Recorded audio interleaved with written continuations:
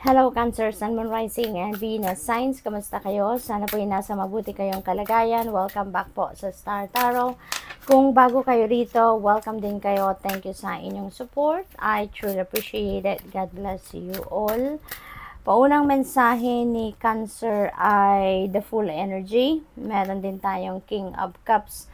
So there is a new beginning energy dito, Cancer. Meron kayong sisimulan. Meron kong bagong ideas ngayon na gusto ninyong isakatuparan. Meron kayong bagong plano na gusto ninyong simulan sa ngayon. So good luck to that. Kung ano man ito, this is very exciting for you kasi parang ano ito parang a new chapter ito sa buhay ninyo. This is a new beginning na maaring mag-require sa inyo na you come out of your comfort zone. So this is extra exciting at extra may adventure, no? May sense of adventure ito para sa inyo. At maaaring kung ano man ang inyong mga plano sa ngayon, maaaring merong influence sa inyo ang isang tao na nag-i-embody ng energy ni King of Cups, no? So this could be Cancer, Scorpio, Pisces na siguro meron ding ano sa inyo, meron ding influence sa inyo kung kaya't mas maglalakas ng loob kayo ngayon para tahakin ang bagong daan, magsimula ng bagong phase sa buhay ninyo ngayon. So maaring advisor ninyo to, mentor ninyo, yung maaring siya yung laging nag-i-encourage sa inyo. Siguro ganun ang ganap ng iba sa inyo dito, Cancer, no? What else? We have Two of Wands. Ayan. So planning stage, no? Kayo, na planning stage kayo. Siguro, then, ang iba sa inyo siguro nasa planning stage pa, pero ang iba sa inyo ready na, no? Na magsimula ng bagong chapter sa buhay ninyo. Kasi, hawak-hawak nyo ang mundo, at ang lagay niyan ay the world is your oyster. So habang nagpaplano kayo, habang nag-iisip kayo, naghahanda kayo sa kung ano man ang gusto ninyong gawin, meron nang pumapasok dito ng mga opportunities, no? Na magsusupport doon sa kung ano yung plano ninyo. Kaya parang excited na kayo ditong i-implement ang kung ano man ito. Maybe you're just waiting for the divine timing, or probably talagang hindi na kayo mapipigilan and you are going to start taking action, no, since we have the full energy na. So there is also travel involved dito. Siguro sa kung ano man ang gagawin ninyo, maaaring related yan sa travel industry, maaaring kailangan ninyong bumiyahe dito, kailangan ninyong lumipad sa kung saan man, ibang bansa siguro. So probably related din ito sa financial opportunity. Maaaring meron kayong nakuhang bagong job opportunity overseas. Maaaring yun ang sisimulan ninyo, bagong trabaho, maninirahan kayo sa bagong lugar, magtatry kayo na mabuhay sa ibang environment, yung ganun ba, no? So good luck to that, Cancer. So what else? We have Two of Pentacles. Ayan. So meron na tayong dalawang two. Two of Wands and Two of Pentacles. And that's double two, no? And that is synchronicity. So I suggest you please look up for the meaning of number 22. And number 22 is a powerful number kasi that is a master number. So pakitignan po ninyo dahil mas maraming impormasyon pa dyan na makikita ninyo, mas maraming inspiration ang mababasa ninyo. So you are about to juggle many things dito, or maaaring ganun na ang nangyayari. Siguro busy kayo, marami na kayong ginagawa, no, at tinatry ninyong tapusin, no, nang sabay-sabay siguro kung ano man ang inyong mga ginagawa. So you are juggling many things all at the same time dito, kaya siguro kayo may stress somehow na nararanasan, may na-experience kayo ditong pagka-aligaga, diba? Kaya maaring kayo, no, stressed out na. So you may need to bring the balance back in your life. Kailangan ninyo siguro dito na magmuni-muni din kayo. Kailangan ninyo dito na mag-relax muna, magpahinga muna, nang sa gayon ma-figure out ninyo kung ano yung dapat na i-prioritize, ano yung mga dapat na unahin, ano yung dapat na pag-focusan ninyo dito, no? Kasi even though magaling kayo mag-multitask, no, Pero at the end of the day, yung katawan ninyo magsasuffer din dyan. Kasi kahit ini-enjoy ninyo yung ginagawa ninyo, pagsasabay-sabay na kung anong mga ginagawa ninyo, kung wala na kayong oras sa pagpapahinga, wala na kayong oras sa pagsa-self-care, magsasuffer at magsasuffer din ang katawan ninyo dyan. That's why you really need to bring the balance, no, sa buhay ninyo. Bigyan ng bawat ng oras, panahon at tensyon ng bawat area ng buhay ninyo as much as possible. We have King of Wands. Ayan. So, napapaligiran kayo ng mga influential people. No, Cancer, marami sa paligid ninyo siguro yung mga nag-a-advise sa inyo, mga mentors ninyo, may mga nag-guide sa inyo siguro na mga posibleng mga boss ninyo ito na very concerned din sa'yo. Kaya, lagi silang nandyan to support you. So, posibleng ganun din. Or, this could be wise and mature people na din, no? Maring kaibigan ninyo, kamag-anak, mga ganon, that are very supportive of you and very helpful of you, no? Sa King of Wands naman, maybe ang iba sa inyo will be promoted to a leadership role sa ngayon. Or posibleng nandoon na kayo sa sitwasyon na yon. Maaaring isa na kayong leader, isa na kayong manager, supervisor, mga ganon, isa na kayong boss, no? At saka, siguro ang iba sa inyo dito, magnanegosyo, maaaring aside from working your regular job, 9 to 5 job, maaaring kayo ay magpuput up ng sarili din ninyong business. So, entrepreneurship, no, then ang focus siguro ng iba sa inyo. Tower energy is a sudden change. Meron ditong biglang magbabago. Things will be shaken up at this time sa buhay ninyo, Cancer. At kung ano man ang event na to, ito yung mag-create ng isang malaking pagbabago sa buhay ninyo. Maaring magulat kayo dito, maaring, kasi may surprise element ito si Tower Energy, no? Maaring magulo ang isip ninyo or magulo kung ano man yung routine ninyo or kung ano man ang inyong mga pinagkakaabalahan, ano? So, magkakaroon dito ng shaking up, no, sa mga bagay-bagay sa buhay ninyo. Pero, sa una, oo, maaring magulat kayo. Pero at the end of the day, kapag nandoon na kayo sa posisyon kung saan kayo dapat makarating, kung saan kayo dadalhin ng energy, or ng changes na to, you know, magpapasalamat kayo. Kasi that is where you will be happy. That is where you will be contented, masaya, joyful. Kasi you will be in alignment with your destiny na. Dadalhin kayo ng event na to kung saan kayo malapit na kayong makarating sa inyong destiny. Kaya this is going to be a very exciting period sa buhay ninyo. So, good luck. That's all I have for you for today. Thank you for watching. Love and light. Namaste. Hello, Scorpio, Sun, Moon, Rising, and Venus signs. Kamusta kayo? Sana po nasa mabuti kayong kalagayan. Welcome back po sa Star Tarot. Kung bago kayo rito, welcome din kayo. Thank you sa inyong support.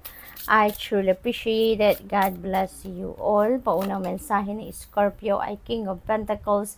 Napakaganda nito, Scorpio. Ang iba sa inyo dito siguro will be promoted to a leadership role or maybe nandoon na kayo sa position na yon. Nasa person of authority na kayo, boss na kayo, manager na kayo, you know, nasa tugatog ka na ng tagumpay pagdating sa inyong money, career, and finances. Maaring gano'n ang sitwasyon ninyo. Kasi si King of Pentacles nandun, no? Nandun na siya sa pinnacle of success. Kaya, ano na siya, very generous siya, no? Nagbibigay siya ng mga tips, tumutulong siya sa mga tao niya or sa mga taong lumalapit sa kanya because ano siya, nandun siya sa rurok ng tagumpay sa kanyang kaperahang aspeto, trabaho, karera, negosyo, pero hindi siya yung greedy, hindi siya yung gusto niya yung siya lang, yung maging successful, hindi siya ganon.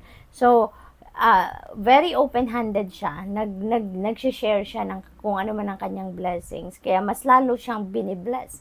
So, possible na ang iba sa inyo is Scorpio, you are going to embody the energy of the King of Pentacles at this time. So, siguro, parehas kayo ng sitwasyon ni King of Pentacles, no? Kaya din kayo dito matagumpay, dahil mas lalo kayong binibless ng universe because you are very generous. You are sharing your blessings then with other people. Maaari din na kayo ngayon ay kayo yung magbibigay din ng opportunity, no, sa ibang tao din para makarating din sila sa tugatog ng kanilang tagumpay. Maybe you're going to give them an opportunity as well para magkaroon ng prosperity and abundance. Kasi si King of Pentacles, very wealthy na siya, meron na siyang established na trabaho, source of income, negosyo, career, yung gano'n. Depende, no, sa inyong sitwasyon. So, maaaring gano'n na kayo ngayon. Very wealthy, very financially stable na. At kaya, maluwag din siya sa pagtulong sa iba. Maluwag din siya sa pag-share ng blessings niya, no? We have Queen of Wands in reverse. Ang iba din sa inyo dito siguro, Scorpio, dahil very prosperous kayo, very abundant, very blessed, very lucky. Kaya marami din siguro dito yung jealous of you. Maraming naiinggit, maraming nagsiselos din sa inyo. Kaya be careful with those kind of people na wag na ninyong patulan kung merong mga sinasabing hindi maganda, or wag na ninyong pansinin because that is a waste of energy. Isa pa, kayo lang, no, mahahawa pa kayo ng negativity ng mga taong ito. Kaya, ano na lang, as much as possible, distance yourself from those kind of people. Ace of Wands, new beginning energy.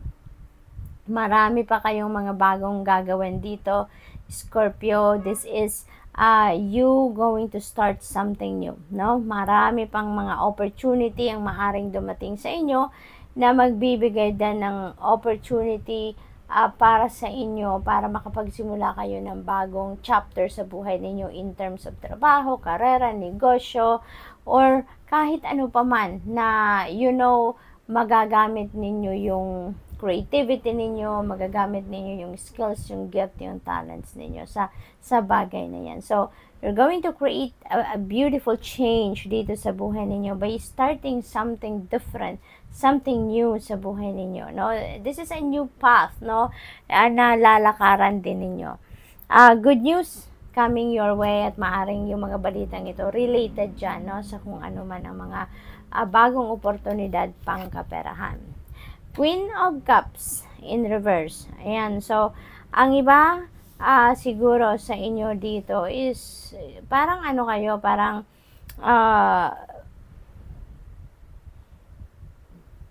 merong unbalanced emotions dito. Kasi siguro, no, kahit papano, naaapektuhan siguro ang iba sa inyo dito sa pambubuli ng iba. Siguro merong mga nagpaparinig sa inyo ng kung ano-ano, maaaring nai-intimidate kayo. Kaya siguro naaapektuhan kayo ng mga negative comments ng ibang tao sa inyo. But, you know what? Dead man na lang as much as possible, diba, Scorpio? Kung meron mga binabatong hindi magagandang salita or hindi constructive na criticism or hindi constructive na mga komento ang ibang tao towards you, as much as possible, shield yourself na lang from those kind of energy. Kasi hindi yun makakatulong sa inyo. Hindi rin naman yun makakasuporta sa inyong soul's evolution, diba? Sa inyong soul's growth. Mas masisira lang ang diskarte ninyo doon kung papansinin nyo yung mga sinasabi ng iba. No? Lalo-lalo na kung yan ay pambubuli sa inyo, lalo-lalo na kung yan ay they're trying to distract you, dahil nga very successful na ang iba sa inyo dito, Scorpio. So, dead man na lang as much as possible. You may need to activate your inner strength for you to be able to face this kind of energy, no?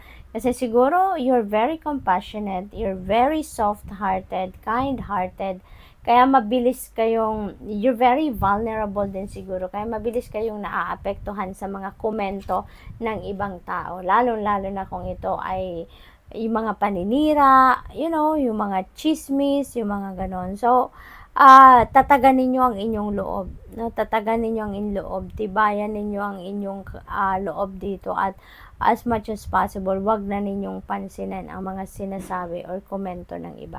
Alright? What else? We have, dalawa sila, moon energy. You're divinely guided, Scorpio. So you have nothing to fear, okay? Kapit lang, laban lang, no? Makinig kayo sa iyong intuition. Nandito ang inyong power. Ginagabayan kayo ng divine universe. You're being sent intuitive messages. You're being sent information through your dreams then kung paano ninyo ihahanda lang inyong mga sitwasyon sa ngayon. Kaya pakinggan ninyo, napakahalaga na mag-tune in kayo sa inyong intuition nang sa gayon mapakinggan ninyo or magabayan kayo, magawa ninyo kung ano ang best para sa iyo, magawa ninyo kung ano ang tama ninyong gawin para maharap ninyo kung ano man ang mga challenging situations na meron kayo. Okay? This is also not the time for making a decision. If you are facing a decision making, sinasabi din ng energy na to na this is not the right time to come up with that decision or with the decision kasi hindi pa malinaw sa inyo ang inyong sitwasyon. No? Maaaring ang basihan ng inyong pagdedesisyon then is not clear yet. Hindi pa konkreto ang basihan ninyo, kaya wag muna kayong magdedesisyon. Okay? Yung last card ninyo is Ten of Swords. Ayan. So, this is another ending and new beginning energy. So, meron kayong dalawang new beginning energy dito, Scorpio. So, posible talaga na meron ditong mga nagchichismis sa inyo, no? Maaaring merong gumagawa ng kwento against you at maaaring may deception din, no? Kasi sa harap ninyo, napakabait, napakaganda ng pakisama ng mga taong ito sa iyo, pero pagtalikod nila or pagtalikod mo, ginagawaan ka na siguro ng kwento, chinichismis ka, they are backstabbing you, yung ganon. Kaya be careful with those people. Always tune in to your intuition kasi gagabayan ka. Your intuition will always give you a signal, will send you a signal na yung taong kausap nyo or kung anong sitwasyon na kinabibilangan ninyo is hindi yan nakakabuti para sa inyo. So, para makaiwas kayo, no? So, good luck and that's all I have for you for today. Thank you for watching. Love and light. Namaste. Hello Pisces, Sun, Moon, Rising, and Venus signs. Kamusta kayo? Sana po yung nasa mabuti kayong kalagayan. Welcome back po sa Star Tarot. Kung bago kayo rito, welcome din kayo. Thank you sa inyong support. I truly appreciate it. God bless you all. Pauna mensahe ni Pisces ay 10 of Cups. Napakaganda. Kasi this is happiness and fulfillment na ma-experience ninyo. Masayang pamilya, domestic happiness, domestic bliss, no? Ang mararamdaman ninyo dito. So, this is really good because there is success dito, no? Na makakamit kayo. Isa pang bagay yan na siguro sisikapan ninyong makamit na maging successful kayo sa inyong mga endeavors and at the same time, magiging successful kayo sa manage ninyo ng inyong pamilya. Masaya, maswerte, masayang pamilyang bawat isa, may harmony, may love dito between each other, kaya this is really a beautiful energy para sa inyo.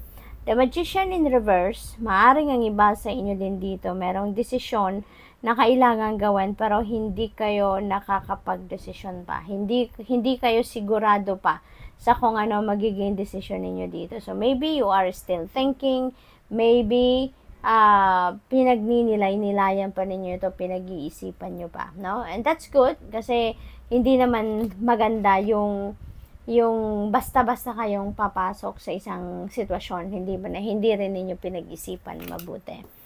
The Hierophant, there could be marriage dito happening for some of you Pisces. Siguro meron kayong meron ng sa inyo mag-aasawa dito or possible din na ang iba sa inyo dito nag-aaral, magbabalik school, maaring ang iba nag-aaral para kayo maging isang mentor, maging isang life coach, no?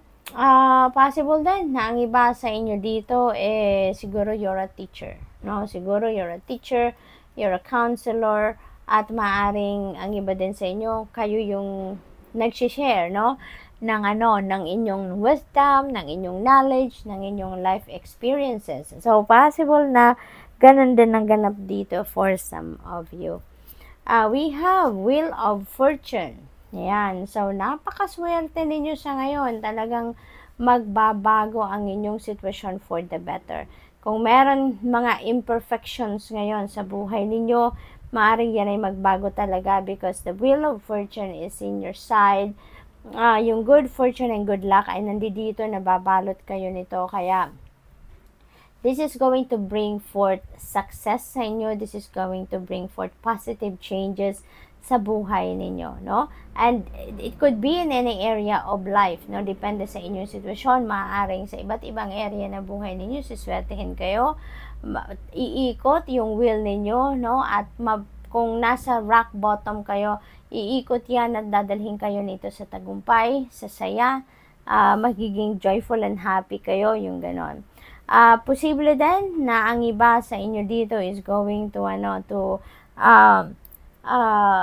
receive your karma, and we are talking about good karma dito, no? Kung ano yung good deeds na ginawa ninyo in the past towards other people, that is exactly na marireceive ninyo sa ngayon. Yun ang ibabalik sa inyo ngayon ng universe. Kaya this is really a beautiful thing, diba? Kung ang iba din sa inyo dito, no, siguro kung kunyari tumataya kayo sa mga game of chance, mga ganon, maaring swertehin din kayo sa ngayon, ano? We have Knight of Cups. There is an offer of love dito. Maaring ang iba sa inyo, lalo-lalo na kung single kayo, baka may offer of dito, of love. Pwedeng meron ditong manligaw sa inyo, maaaring meron dito, someone is going to ask you out on a date, maaaring ganon, no? At maaari din na ang iba sa inyo dito, magpaparamdam, no? Siguro meron kayong crush, meron kayong type na tao, at maaaring yun ay hindi, alam mo yun, walang paramdam sa iyo, no? At maaaring kayo na dito yung magte-take action, kayo na dito yung mag-i-initiate ng move para malaman ng taong yun yung interest ninyo sa kanya. So, possible na ganon. Good news can come your way as well dito, Pisces. There could be an apology din na parating, no? Kung merong taong nakapagdulot ng hindi maganda pakiramdam sa inyo in the past, maaari ngayon mag-apologize yan sa inyo. What else? We have 3 of Pentacles. Good fortune ito, good fortune din ito, no? Kaya ito na yung simula ng inyong tagumpay, Pisces. Ito na yung simula ng inyong pagtatagumpay sa kung ano man ang inyong ginagawa. Nababalot kayo ngayon ng swerte, no? High vibe siguro kayo ngayon, kaya yung swerte, sunod-sunod ang dating sa inyo. So, this is really beautiful. Focus talaga ang iba din sa inyo dito sa education, sa learnings. Focus ang iba sa inyo dito sa pag-hone ng pag-enhance ng inyong kaalaman, ng inyong talents, skills, and gifts. This is the beginning of your success din dito, no? Pagdating sa trabaho ninyo, career, ganon. At talaga ngayon, paangat din kayo. You are climbing the ladder of success din dito. At pasasaan ba, at makakamit na ninyo ang inyong tagumpay, you're going to reap the rewards of your hard work din dito. So, this is really beautiful. There could be collaboration din dito. Maaring merong makikipag-partner sa inyo or kayo yung makikipag-partner sa iba. So, good luck. And that's all I have for you for today. Thank you for watching. Love and light. Namaste.